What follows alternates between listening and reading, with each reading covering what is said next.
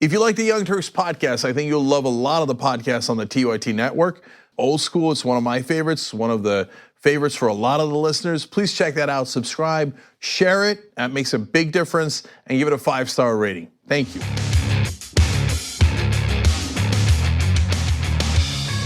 All right, welcome to the Young Turks. Jake Uger, Anna Kasparian. Amazing day, amazing. Okay, the transcript has been released into the world. As I have released Bliss into the world, they have released the transcript. So I want to be clear about something. It is not a transcript. It is a memo of the conversation that took place. It is not verbatim. Everyone keeps saying transcript and it's driving me crazy. It is not the transcript. Okay. Just, I don't want to feed into that false narrative, okay? Okay.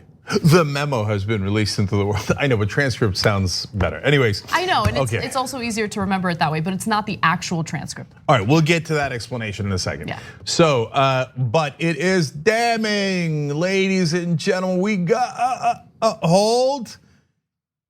As you'll see in one of the first stories, Democrats have found a way that they can actually snatch defeat from the jaws of victory. How? On a day that the president Told you. On a day that the president admitted a crime to the whole world. He's got it on paper. This is the crime I have committed. And Pelosi's like, hold my beer. I can still outbungle that. Listen, even though the individuals who love to criticize us would claim that we haven't focused on this, you and I have focused on Trump's possible financial crimes since the beginning of the Russia investigation. Who would say that? Who would be maniacal enough to say, I don't care about Trump's financial crimes? I'm obsessed with them. No, well, anyway, I don't want to get into that. But what I do want to say is, look, they should totally look into that. We were hoping, I don't know why, like I'm not naive. I knew that there was a giant possibility they wouldn't look into all that stuff. But yeah, today kind of confirms it. But we'll get to that story and more later. Okay, so tons to get to. Tell your friends, tell your neighbors, tell Randy Gonzalez, share the stream right now. Tell everybody to tune in because we're going to show you the reality of what happened today. So we'll show you the memo of the conversation that Trump had. We'll break down the potential crimes and the clear crimes, and then we'll get into the Democratic impeachment strategy. And then Rudy Giuliani loses his mind on national TV. There's so many amazing parts of this story. Chuck Schumer thinks that memo, by the way, might have been doctored. So fascinating, unbelievable twists and turns. So let's do it right now. All right. The White House has released the notes taken by official White House note takers of the phone call that he had with the Ukrainian president on July 25th. Now, I want to remind you all that that is not the only time Donald Trump allegedly pressured the president of Ukraine to investigate Joe Biden. The Washington Post, and I should note the Wall Street Journal specifically, reported that there were as many as 8 other occasions where Donald Trump spoke to the Ukrainian president and pressured him to look into Joe Biden and his son, Hunter Biden. Now, with that said, I'm gonna go through the relevant parts of this memo.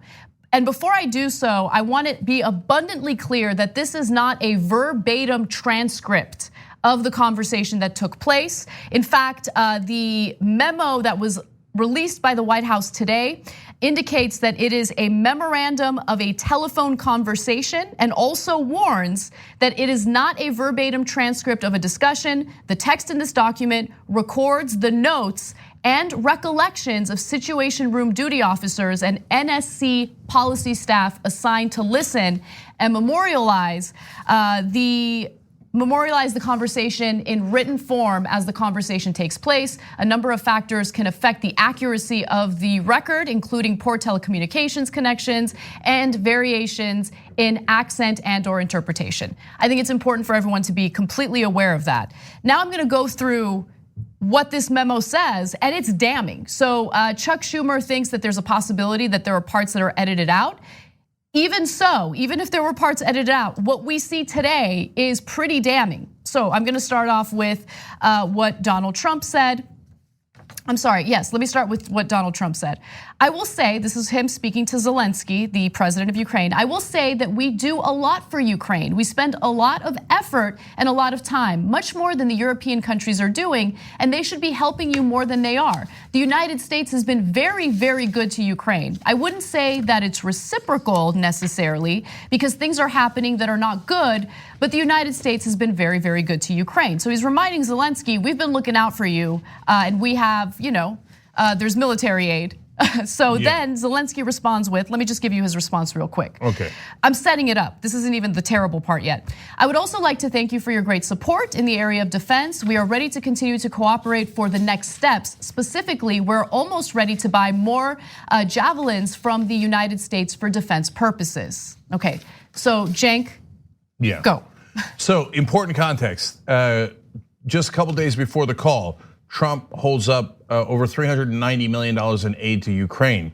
So when he says, now remember, we spent a lot of time and effort on Ukraine.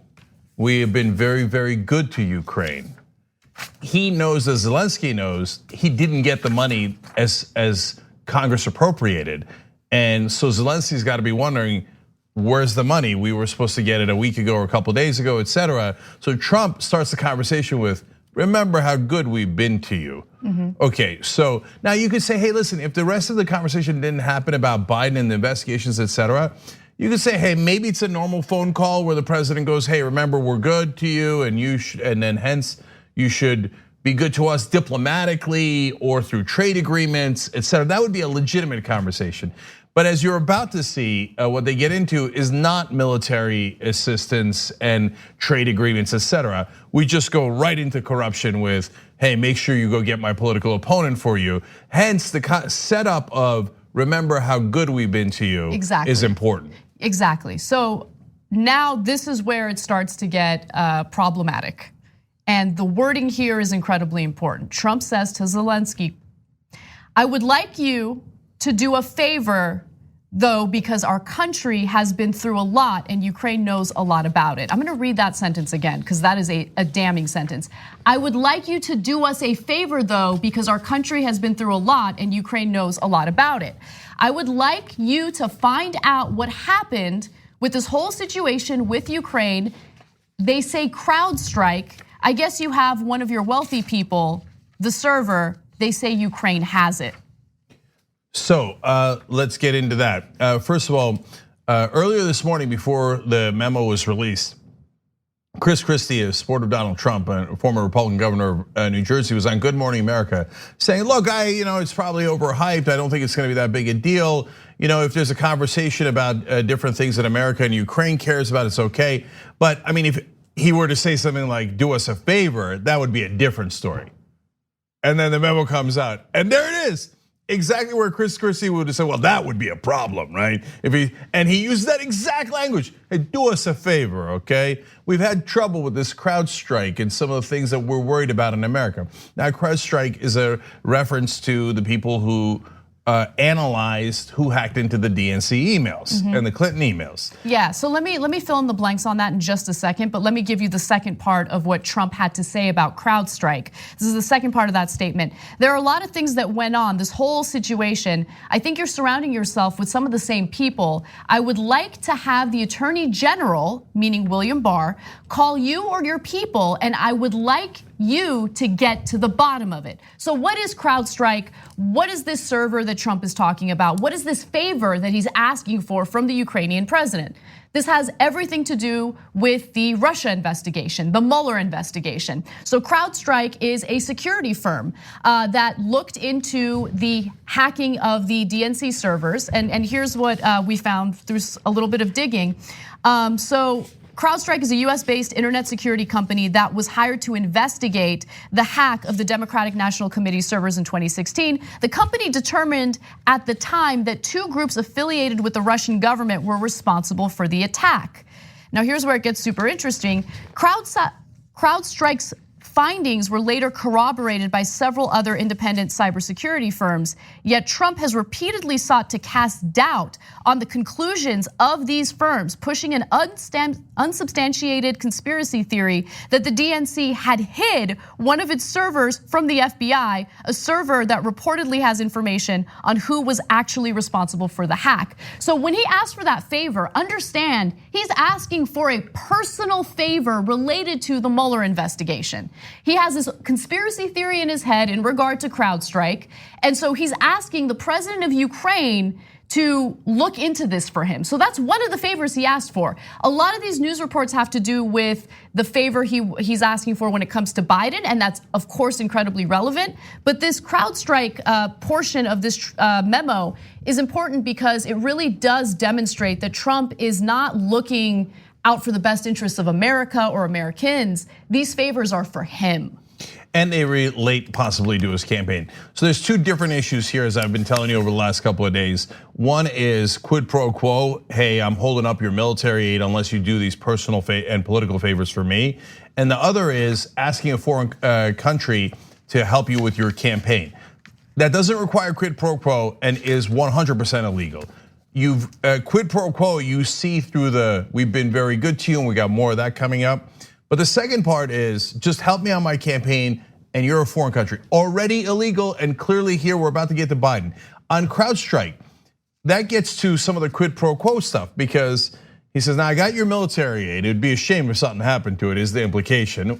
And he says, now I need a personal favor, because that thing about CrowdStrike and investigating, again, his political opponents, in this case, Hillary Clinton, Robert Mueller, etc., doesn't have anything to do with America's interests. It's not like, hey, that's gonna help farmers in Iowa because of the a deal we have regarding soybeans. It doesn't have anything to do with actual American foreign policy. It is all about Donald Trump and his personal and political interests. Yes. That is why it is arguably bribery, extortion, and all the things that are literally mentioned in the Constitution that would lead to clear impeachment. So how does Zelensky respond to this request?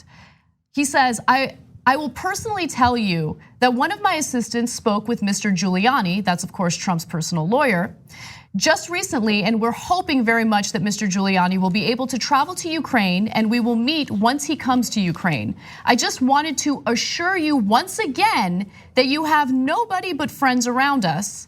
He also says, I also plan to surround myself with great people, and in addition to that investigation, I guarantee as president of Ukraine that all the investigations will be done openly and candidly, that I can assure you.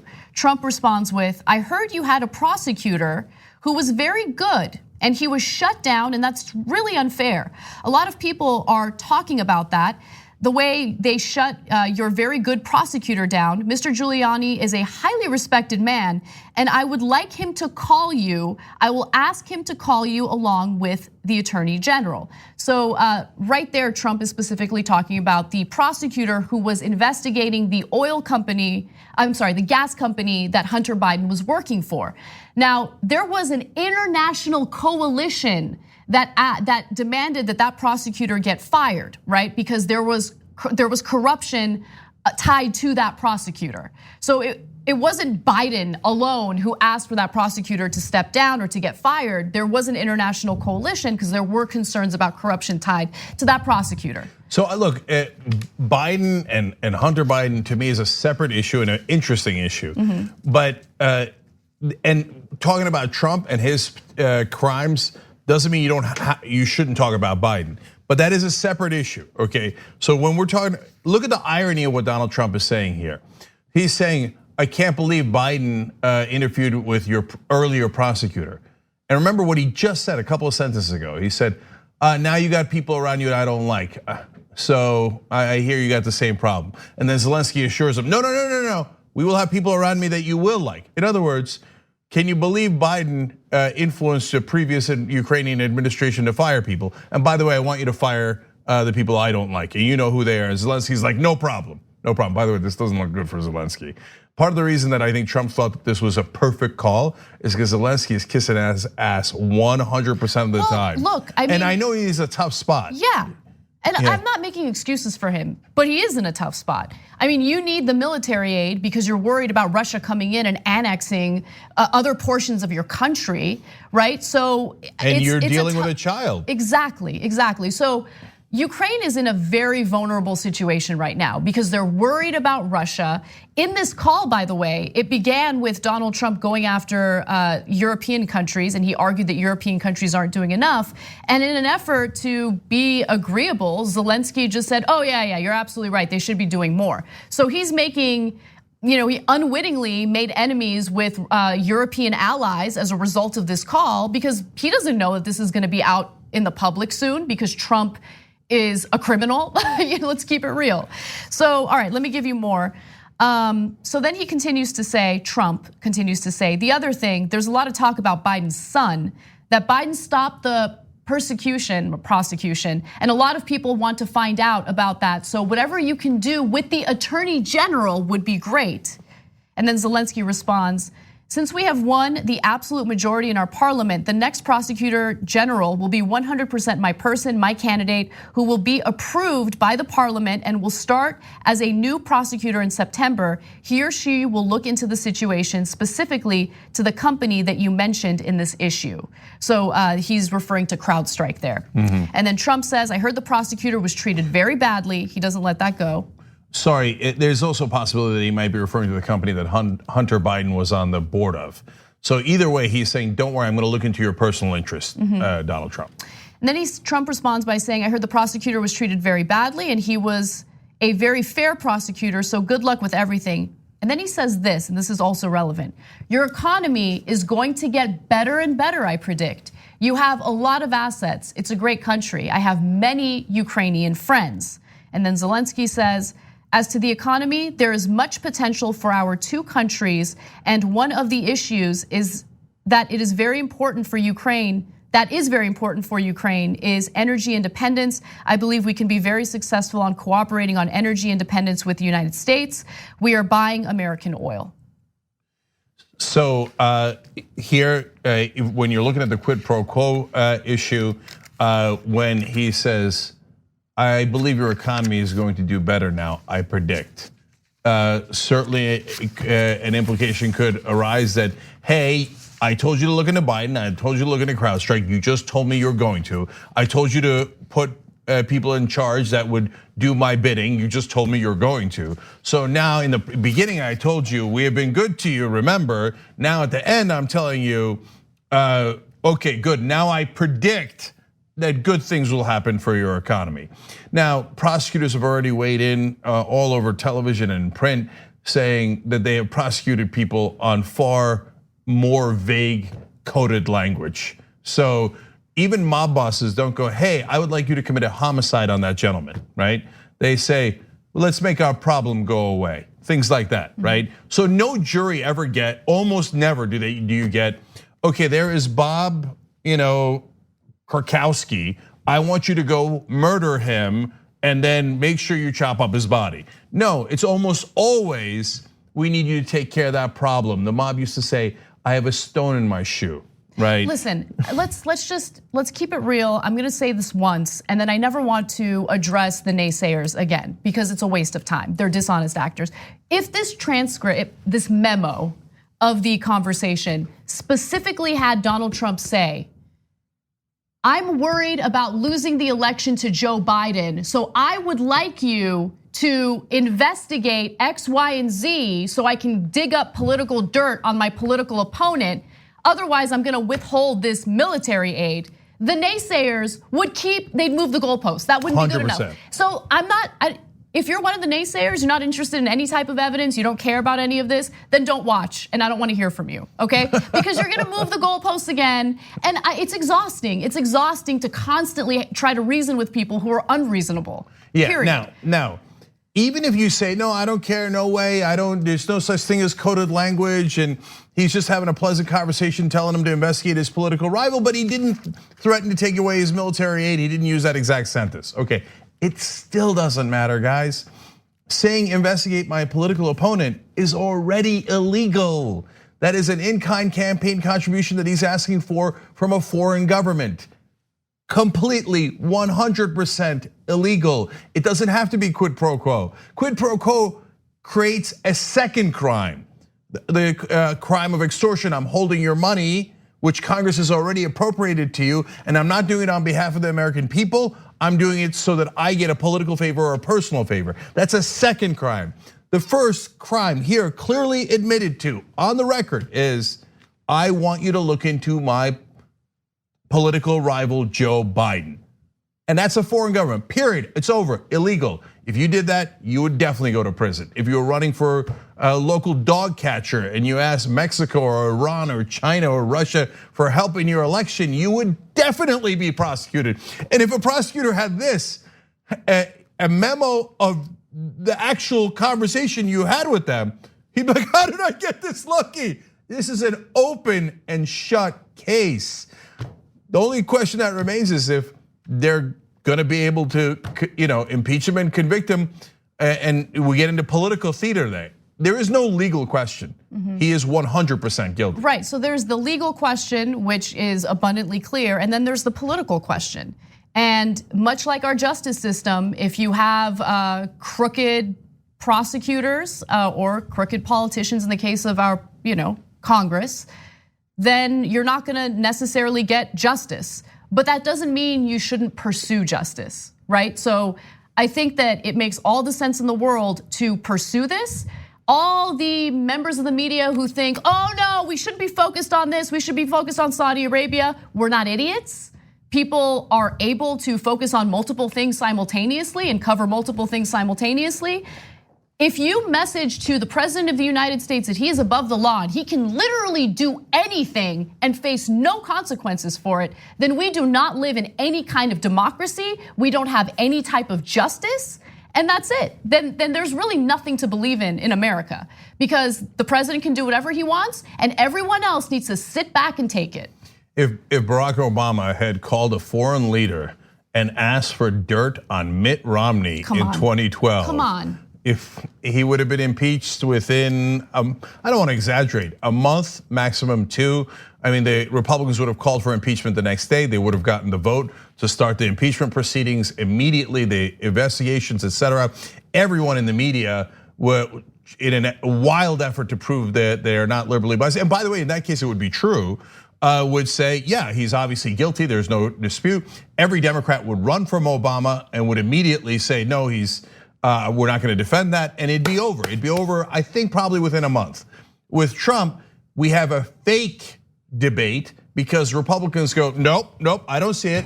Yeah, well, I mean, is it illegal to ask a foreign government? Yeah, but he didn't do that. But he did do that, it's right there. The words don't mean what they mean. It doesn't matter, like Anna said, move the goalpost. There's no quid pro quo. Well, you don't need quid pro quo. Well, so what? I think you need it. So we have, and then the mainstream media is like, he said, she said. No, the headline should be, President clearly breaks the law. Then give the statute, then give his quote. It's over. So there is no legal question, guys, none. He committed that crime. Now the question is, do we live in a country where the president is above the law or not, period? We got to take a quick break. When we come back, we are going to continue the conversation about how Democrats could bungle this.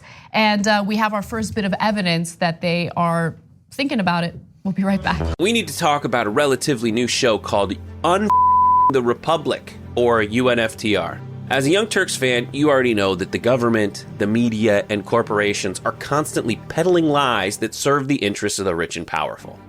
But now there's a podcast dedicated to unraveling those lies, debunking the conventional wisdom. In each episode of On the Republic, or UNFTR, the host delves into a different historical episode or topic that's generally misunderstood or purposely obfuscated by the so-called powers that be. Featuring in-depth research, razor-sharp commentary, and just the right amount of vulgarity, the UNFTR podcast takes a sledgehammer to what you thought you knew about some of the nation's most sacred historical cows. But don't just take my word for it. The New York Times described UNFTR as consistently compelling and educational, aiming to challenge conventional wisdom and upend the historical narratives that were taught in school. For as the great philosopher Yoda once put it, "You must unlearn what you have learned." And that's true whether you're in Jedi training or you're uprooting and exposing all the propaganda and disinformation you've been fed over the course of your lifetime. So search for UNFDR in your podcast app today and get ready to get informed, angered, and entertained all at the same time.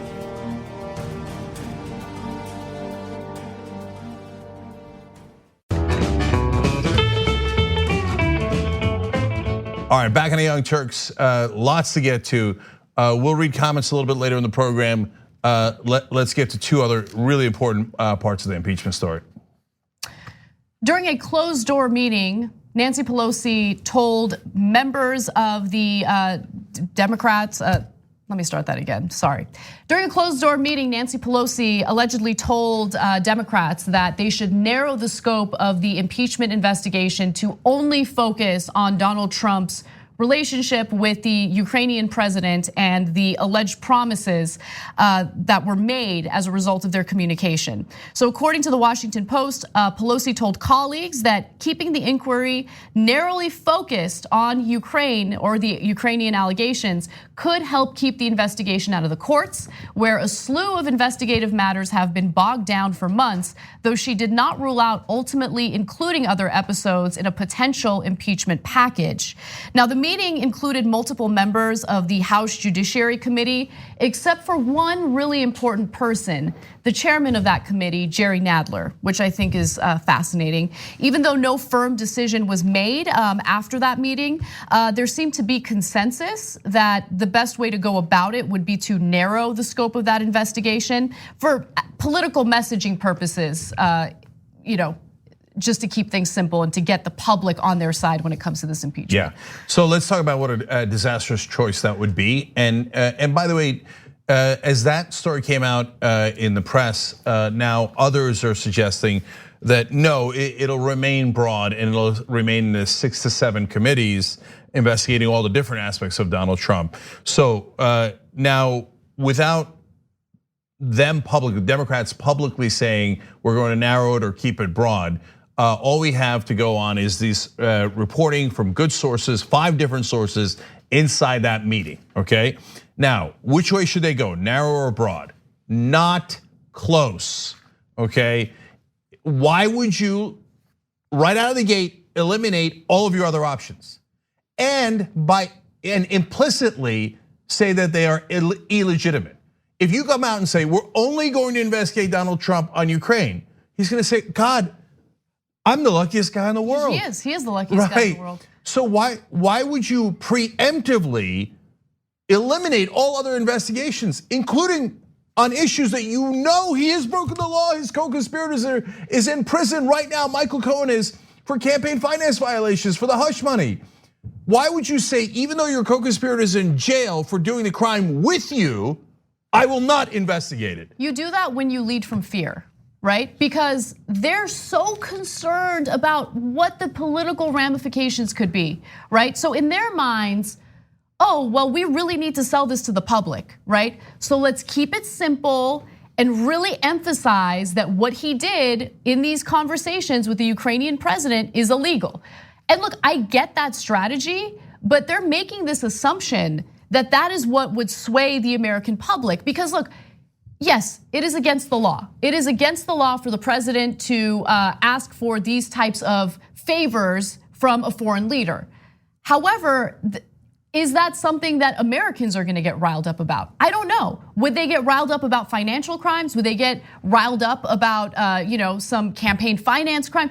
I mean, I don't know why they're limiting the scope, but what I do know is that they're already trying to predict what the reaction of the American public is gonna be, and that's how they're basically structuring this entire impeachment. It's a terrible idea. Stop leading from fear. If the Republicans were in charge, do you think that they would limit or narrow the scope of any investigation to a Democrat? Preemptively. Come on. For no reason. Like, be like, oh no, I don't know. Could you imagine a Republican saying this?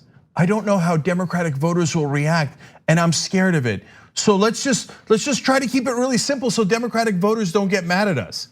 A Republican would never say that. But by the way, they're right, because that would be a preposterous thing to think or to say. But constantly with Democratic leaders, but what will Trump voters think? What will Republican voters think? Who gives a damn? Excite your own base, get independence. You're never gonna convince Trump voters. You already have overwhelming evidence. And it's their incompetence knows no bounds. But guys, this is so bad.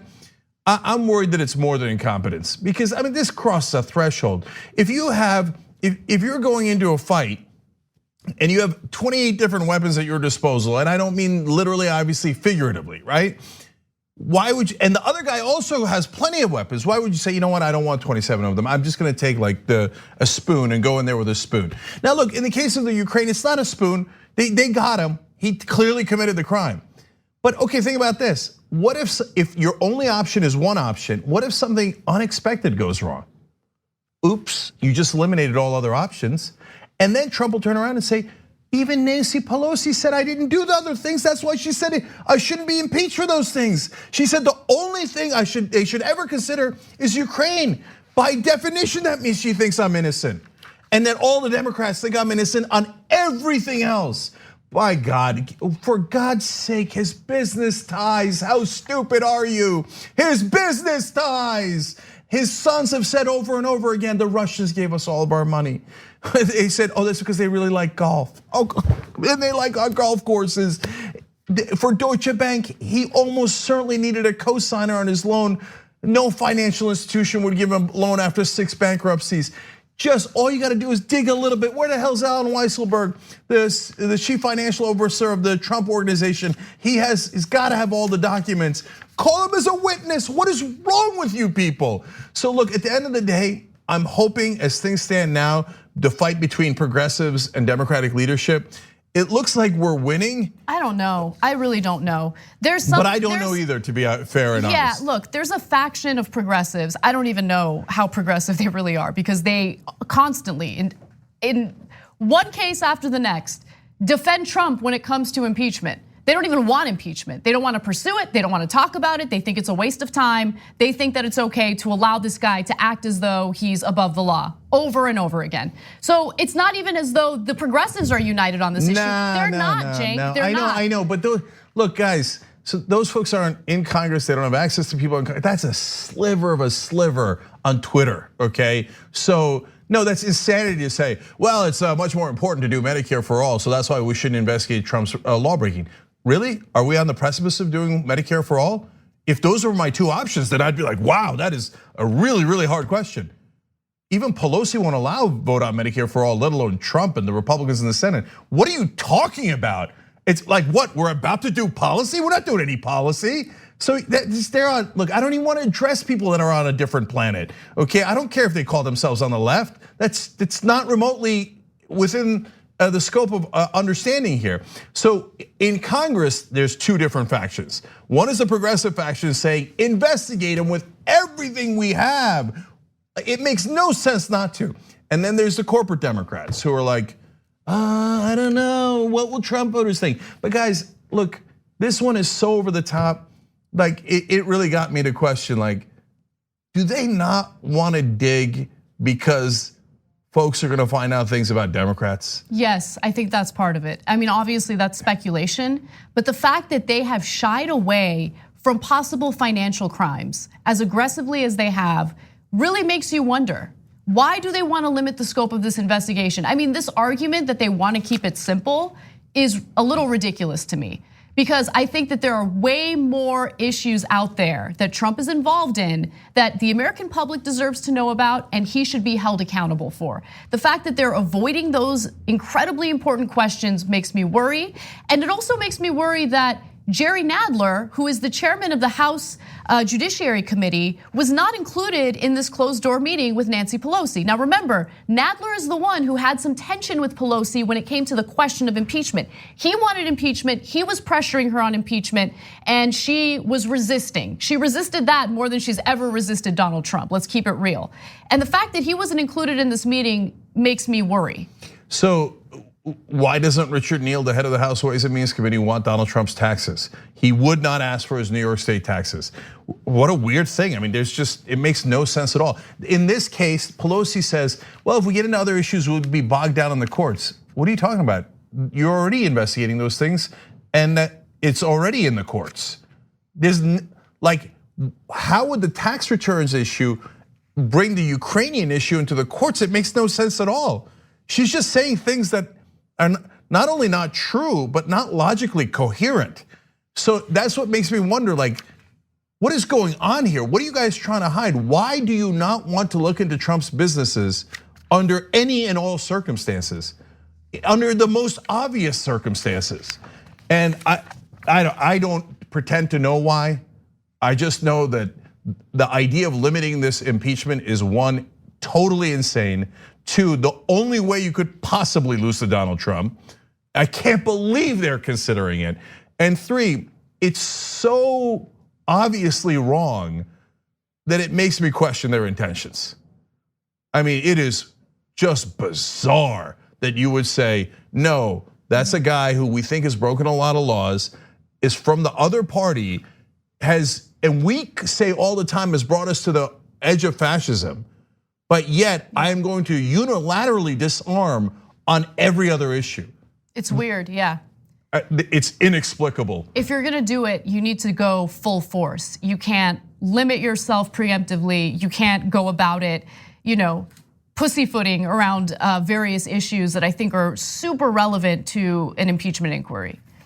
All right, well, with that said, let's go to statements from Donald Trump. Earlier, Donald Trump had a press conference alongside the president of Ukraine, Vladimir Zelensky. Now, there was an interesting exchange that took place. A reporter asked Zelensky a question, and take a look at his answer. President Zelensky, have you felt any pressure from President Trump to investigate Joe Biden and Hunter Biden? I think you read everything. So I think you read text. I'm sorry, but I don't want to be involved to democratic, open elections of USA. No, you heard that we had, I think, good phone call. It was normal. We spoke about many things, and so I think, and you read it, that nobody pushed me. Yes. In other words, no pressure. President Trump. Because you know what? There was no pressure. And you know there was, and by the way, you know there was no pressure. All you have to do is see it, what went on the call. But you know that. But you could ask the question, and I appreciate the answer.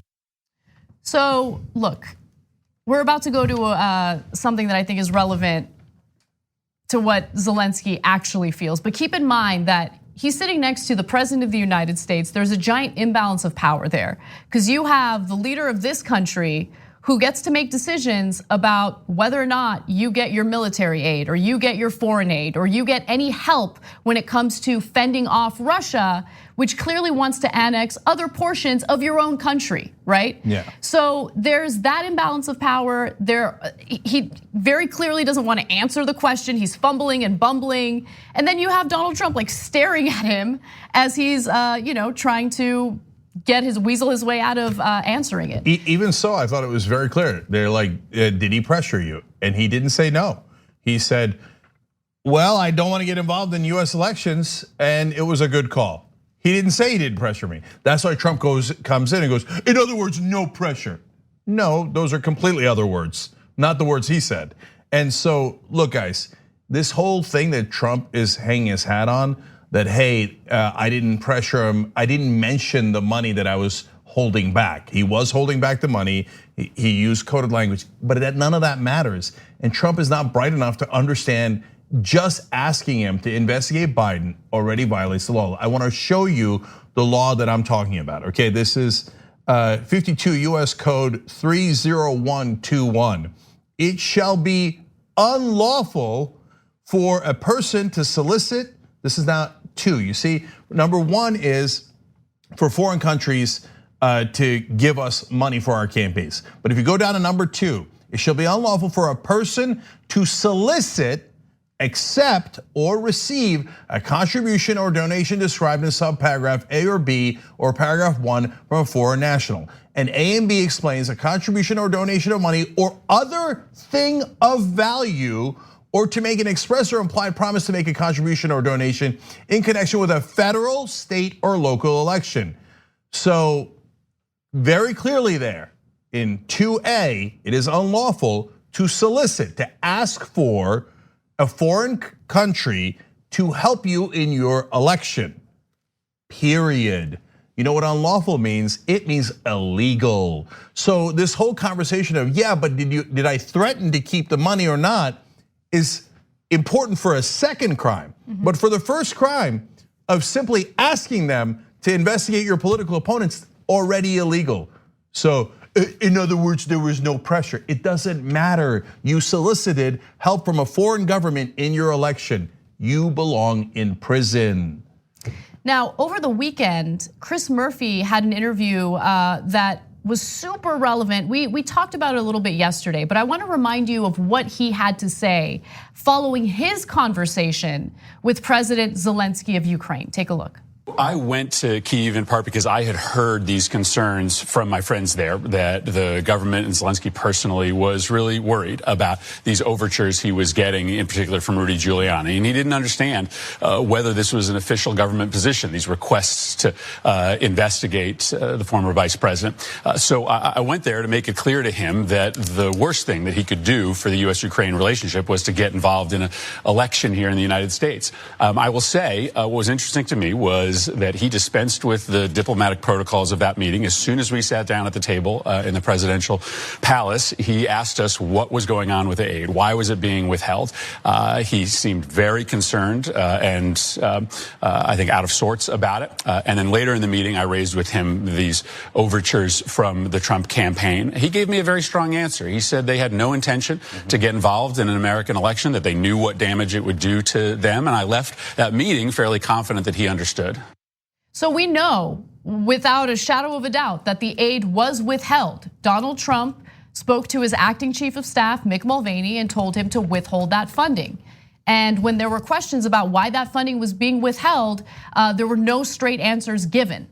So that why was that funding withheld? It's very questionable. It was appropriated by Congress. There was no reason to withhold it. And then in response to what Murphy had said, today, during Donald Trump's solo press conference, he just put out a completely baseless claim about Murphy. Take a look. They got almost no attention, but in May, CNN reported that Senators Robert Menendez, Richard Durbin, and Patrick Leahy wrote a letter to Ukraine's prosecutor general expressing concern at the closing of 4 investigations they said were critical. In the letter, they implied that their support for U.S. assistance to Ukraine was at stake, and that if they didn't do the right thing, they wouldn't get any assistance. Gee, doesn't that sound familiar? Doesn't that sound familiar? And Chris Murphy, who I've been dealing with on guns, so nice. He's always, oh, no, we want to work it out. We want to work it out. But they're too busy wasting their time on the witch hunt. So Senator Chris Murphy literally threatened the president of Ukraine that if he doesn't do things right, they won't have Democrat support. So he's alleging that Chris Murphy threatened the president of Ukraine. No, what he explained to him after being asked is, you should not be involved in US elections. If he said, if you know what's good for you, you support the Democrats, okay? You give me dirt on Trump, that would be threatening them. Oh, right, kind of like Trump did with the Ukrainians. It is not the same thing to say, get involved in our elections and don't get involved in our elections. Everyone except the child that is Donald Trump and all of his followers understand that. So, and this goes to the point of like people saying, oh, see, Trump wants to work on policy, but it's because Chris Murphy's being mean to him that he doesn't. Please. Really? Donald Trump wants to work on gun control with Chris Murphy? Well, he said he was gonna do federal background checks, and then he talked to the NRA and he said, oh, they don't want it, and they're big supporters of mine. In other words, he just blurted out, yeah, I take money from them, so I'm not gonna do it. He's not working on any policy. The only thing he's obsessed with, he's on a call with Ukraine. If I was president, I'd be like, I would have so many questions for the Ukrainian president. What are we gonna do about the Russians? What's going on in Crimea? What's going on in Eastern Ukraine? And get into this conversation about, and then there's trade issues, etc. We've all read the 5-page memo on what happened in the call. Almost none of that. There was one small reference to European allies not giving as much money as we give. But it was all in the context of, we've been good to you, now help me out with Biden and CrowdStrike, okay, do me a favor, right? And then I predict your economy will be good.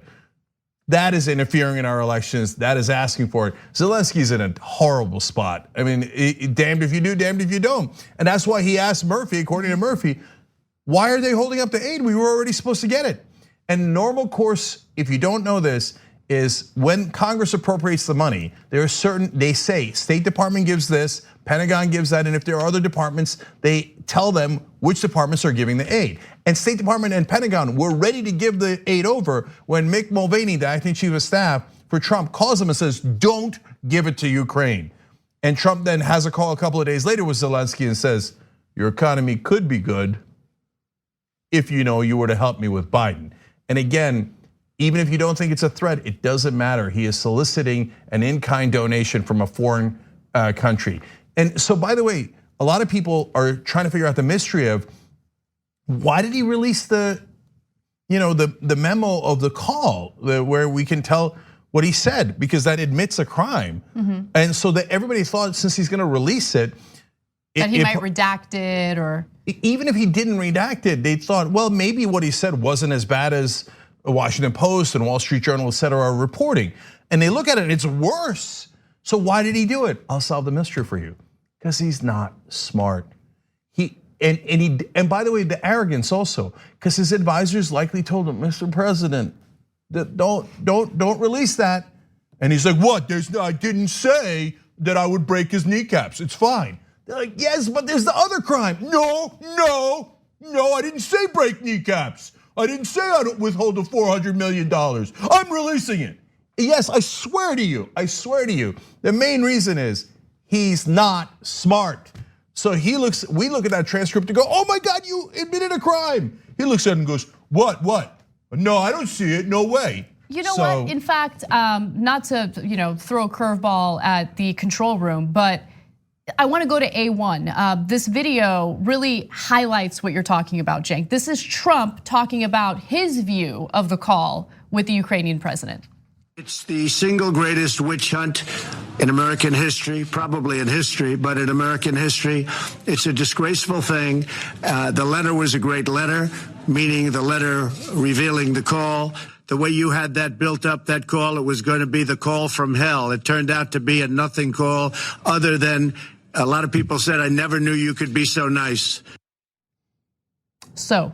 No, look, guys, he doesn't get it. He doesn't know what the law is. He doesn't care what the law is.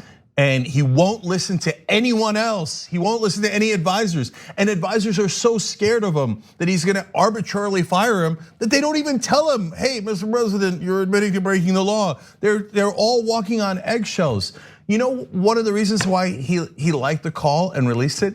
Because throughout the call, Zelensky is being really nice to him. Yep. Oh, Mr. President, I am following your lead. You showed me how to fight corruption and drain the swamp. Oh, Mr. President. He's like, well, this is a beautiful call. This is a perfect call. I can't wait for people to realize how much this guy likes me. Today, he was complaining about, I used to get only good press when I wasn't president. Now I'm getting bad press. Focus, you idiot. This isn't about ratings anymore. This isn't about whether you're getting good press clippings or not. You committed a crime while president, but he can't see straight. And look, last thing, guys, the rest of the reporters can't understand him. They keep looking for the secret strategy because they can't comprehend that the president of the United States of America would be that unintelligent. I'm telling you, it's the simplest answer. He's a child, and an arrogant, buffoonish child. So it's like getting his hand caught in the cookie jar and go, no, mommy, no. That's my fingers, not my hand. I got you, right? He really believes it. You think he read the law that I just read you? You think he understands or comprehends that? The whole time when they were saying, hey, you can't work with the Russians for them to give you information, he literally said to one of the reporters very late in the process, he was like, well, why? Remember when Stephanopoulos was in the White House? He was like, why wouldn't I listen to incriminating information if it was given to me by a foreign government? Because it's illegal? Even as he's being investigated, the Mueller investigation is over and they're about to go and testify. He's like, why wouldn't I accept it? Why wouldn't I punch you in the face? Why wouldn't I commit a robbery? If I committed the robbery, I'd have more money. He's that stupid. We got to take a break. When we come back, we have a giant mistake made by the White House, in addition to all the mistakes that led up to this day. They have accidentally emailed talking points that were meant for Republicans to Democrats. All right, and one more thing, guys. There's also the story now that the Washington Post reporting, Director of National Intelligence, they say threatened to quit. He says not necessarily, but there's a massive disagreement in the White House about whether he should testify about the whistleblower issue. So a lot of developments coming up here, so stay right here. At TYT, we frequently talk about all the ways that big tech companies are taking control of our online lives, constantly monitoring us and storing and selling our data. But that doesn't mean we have to let them. It's possible to stay anonymous online and hide your data from the prying eyes of big tech. And one of the best ways is with ExpressVPN. ExpressVPN hides your IP address, making your activity more difficult to trace and sell to advertisers. ExpressVPN also encrypts 100% of your network data to protect you from eavesdroppers and cyber criminals. And it's also easy to install. A single mouse click protects all your devices. But listen, guys, this is important. ExpressVPN is rated #1 by CNET and Wired magazine. So take back control of your life online and secure your data with a top VPN solution available, ExpressVPN. And if you go to expressvpn.com/TYT, you can get 3 extra months for free with this exclusive link just for TYT fans. That's expressvpn.com/TYT. Check it out today. We hope you're enjoying this free clip from the Young Turks. If you want to get the whole show and more exclusive content while supporting independent media, become a member at tyt.com/join today. In the meantime, enjoy this free segment. All right, back on the Young Turks. Let me tell you about a couple of comments here. Read some member comments. First, as always, tyt.com/join to become a member and participate in the show, basically, and also get all of our content anytime you want. So if you miss any part of this show where we showed in detail how Donald Trump did break the law, if you're a member, you can go back and watch. So tyt.com/join. Okay, Jordan Ruck writes in, I just rolled my eyes at Pelosi so hard I gave myself a migraine. She's so inept at this. Narrow the scope, are you high? And then he says, obviously not. Eclectic Miscellanea says, let's see, the Mueller investigation had a really narrow scope. The Kavanaugh investigation had a really narrow scope. Since those went so incredibly well, let's narrow the scope of the impeachment inquiry. Exactly right. I mean, the Democrats make the same quote unquote mistake again and again and again. It's almost like they're paid to lose. I'm the Derpy Dragon says on Twitter, and hashtag TYT Live talk to us during the show on Twitter. Come on, Democrats, let me be happy for one day before royally screw up the impeachment process.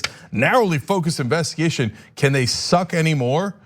And then last one is Jason Almana says, Cenk, I feel like I may be the only person in America that understands the level of stupidity you ascribe to Trump, and I agree. People still don't realize how incredibly thoughtless and dumb he truly is.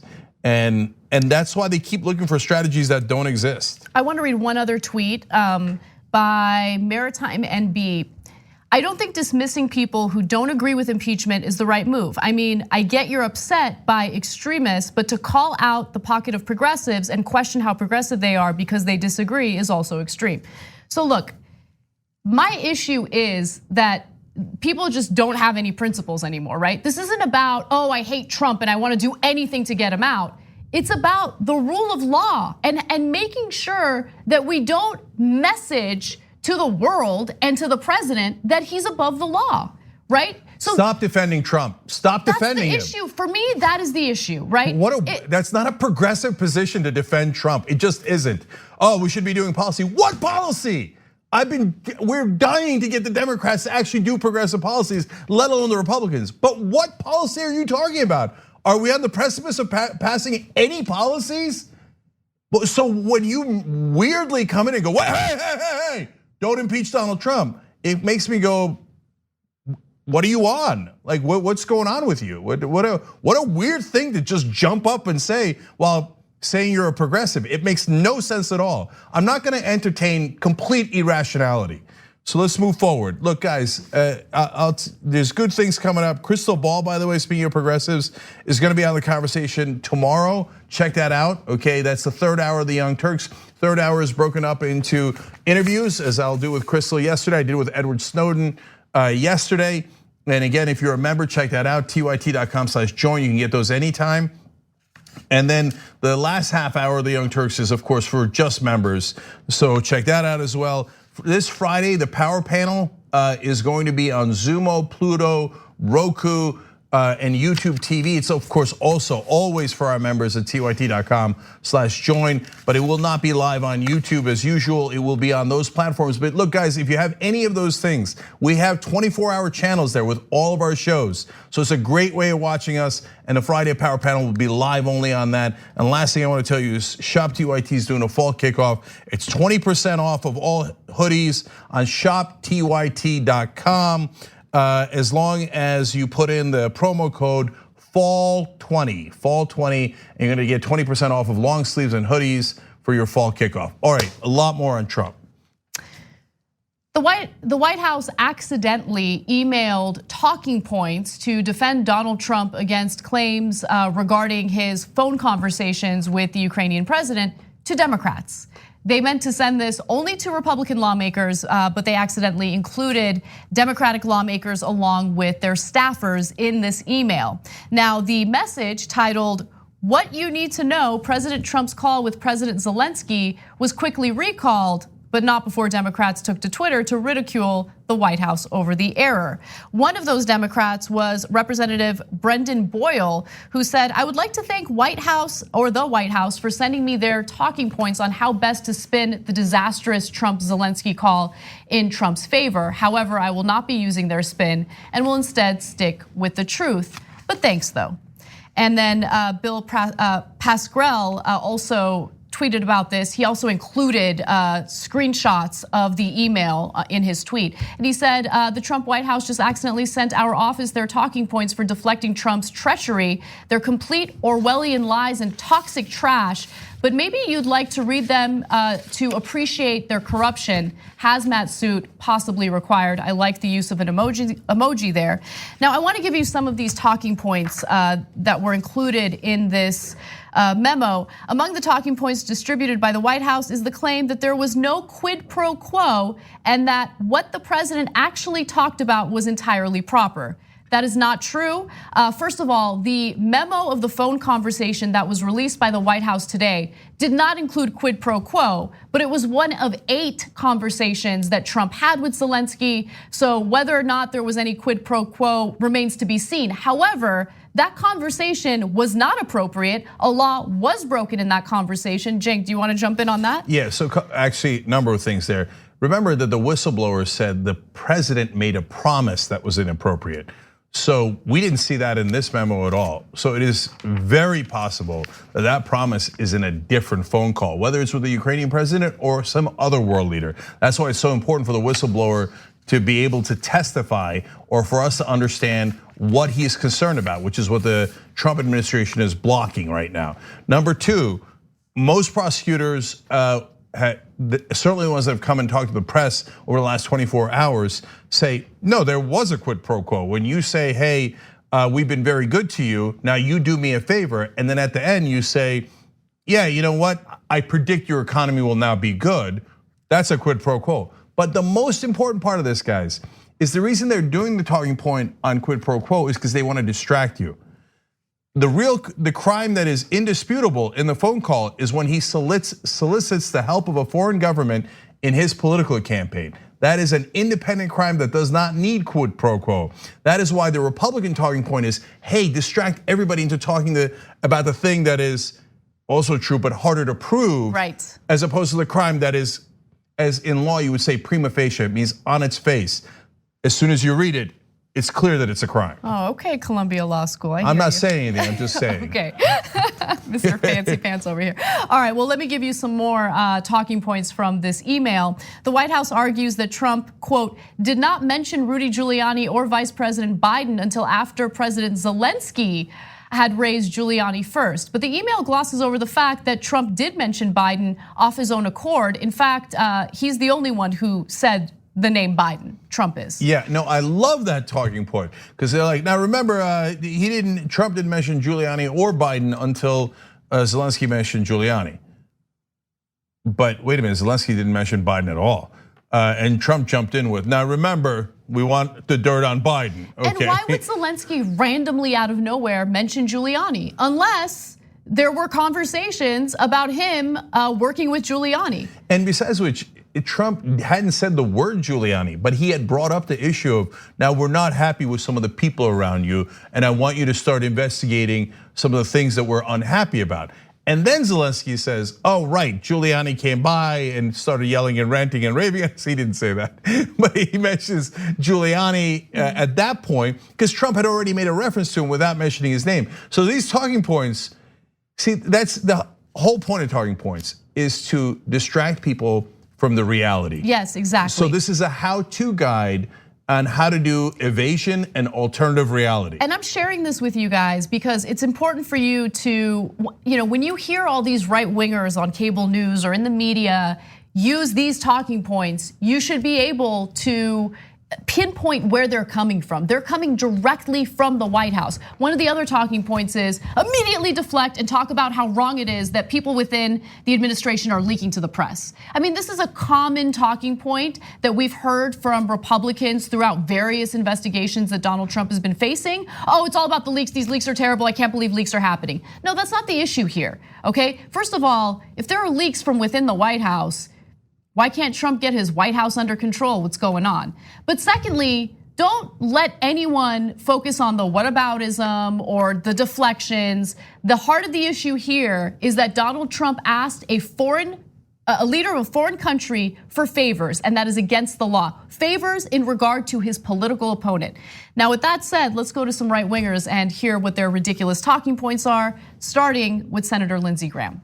The question that got me going was, did the President of the United States suggest to the Ukraine, I will withhold money unless you go after my political rival? The answer is absolutely not. That's why I wanted the phone call to be released. Before I knew what was in the phone call, I said, it's a privilege matter, clearly, but the aura around the phone call was disturbing. Did the President of the United States take money that was going to the Ukraine and threaten to withhold it if he did not get help in his re-election? The answer is no. So boom, there's one of the talking points right there. It's amazing. You see the talking point and you see Lindsey Graham apply it.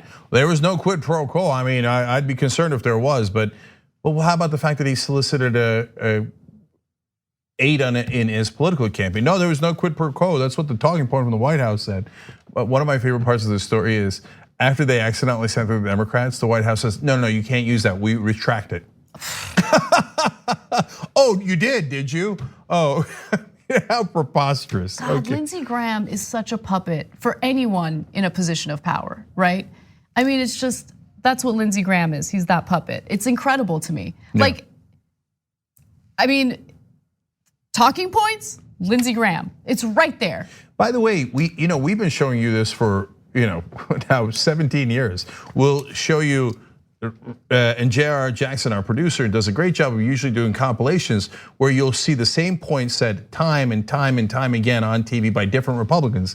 And we'll tell you that there was a talking point that told them to do that. And a lot of times it doesn't come from the White House. It comes from think tanks, or it comes from ALEC, it comes from different Chamber of Commerce, basically the donors saying, shut up and say this, and then you'll see them go on TV and all repeat it at the same time.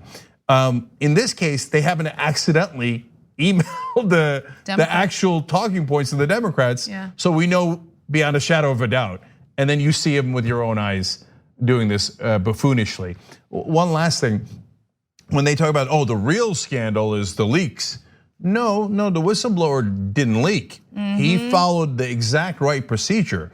And he, according to the law, he went to the Inspector General as he's supposed to. The Inspector General said, you are right. It is a matter of urgent concern and it must be turned over to Congress in 7 days. The people who didn't follow the law were the Justice Department, who blocked it and said, no, don't follow the law because we don't want that stuff getting out. Yeah, you're right.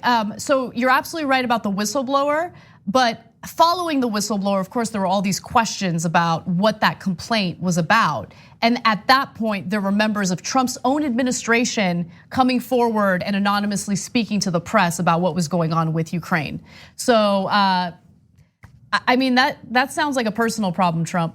Sounds like something you can't keep under control, so. Oh, is that mismanagement? Anyway, we got to take a break, but we'll be right back with more stories. Yeah, when we come back, guys, the story that I promised you, that acting director of national intelligence, Washington Post reporting that Trump told him to not testify about the whistleblower. He objected, and Washington Post says he threatened to resign. So is that true? What does that imply? What parts of it are confirmed? What parts aren't? That is enormously important because whatever the whistleblower said, it seems like it is not what we found out in the conversation with the Ukrainian president. And that conversation is already radioactive, but the whistleblower thing is worse. Jesus, what is it? So let's try to discern that when we come back. Thanks for listening to the full episode of The Young Turks. Support our work, listen ad-free, access members-only bonus content, and more by subscribing to Apple Podcasts at apple.co/TYT. I'm your host, Cenk Uygur, and I'll see you soon.